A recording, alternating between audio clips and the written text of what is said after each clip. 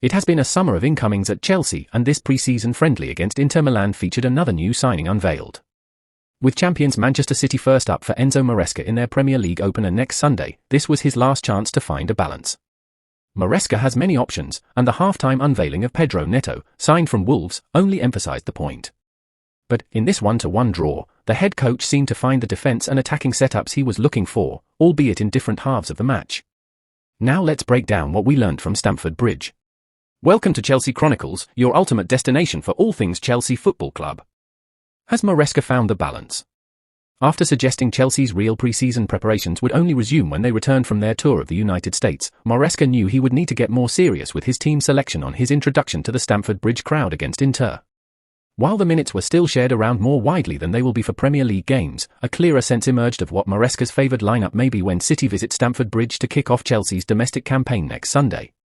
In the first half, Chelsea's starting back four of Malo Gusto, Wesley Fofana, Levi Colwill and Marc Cucurella had the look of a more coherent Premier League back four and largely performed like it, with Gusto inverting into midfield in possession and Colwill and Fofana more connected than any of the other centre-back combinations seen in the US.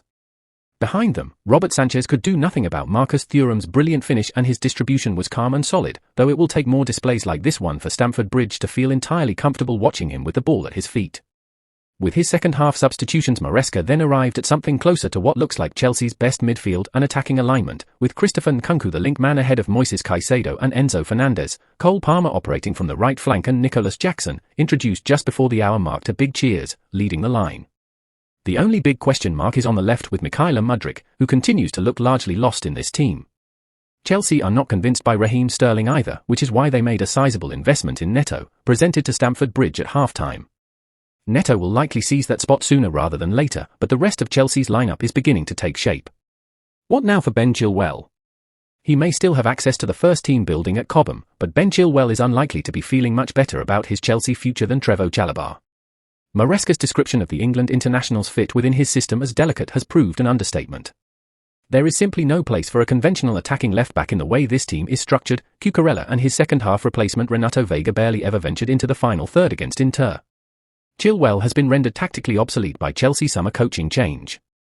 So little has he featured in pre-season it is unclear whether he has even retained his status as the club's vice-captain. You need to actually make it onto the pitch to wear the armband, and Fernandez appears to be next in Maresca's list of on-field leaders after Reece James. These will be hugely worrying times for Chilwell, who has already lost significant chunks of time to injury in the last 3 years and missed out on the England squad for Euro 2024. His consolation throughout that time has been that whenever he does manage to get and stay fit, he has always been regarded as a key player at Stamford Bridge.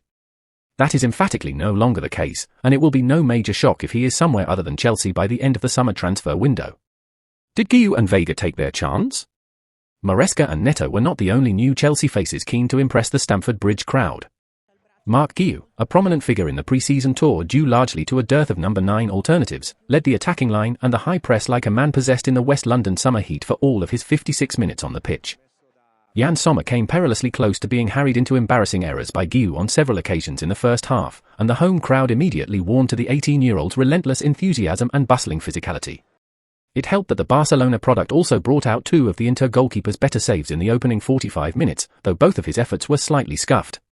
Guiu could leave Chelsea on loan in this window if João Felix arrives from Atletico Madrid, and very likely will do so if Victor Osimhen follows him to Stamford Bridge. It is unclear whether he is actually good enough to meaningfully help in Premier League games, but he has the athleticism and application to at least compete at this level. Of the other summer signings, it was Renato Vega who made the most notable impression, crunching into one hard but fair tackle by the left touchline in the second half, which brought a roar from the shed end, a roar he amplified by getting to his feet and pumping his arms to work the crowd. Pre-season is the time for useful distractions. Time will tell if Guiu and Veiga can be any more than that, but first impressions are important and theirs were positive. Thank you for watching this video, I hope you enjoyed. If you did, please give it a thumbs up and subscribe to our channel for more Chelsea content.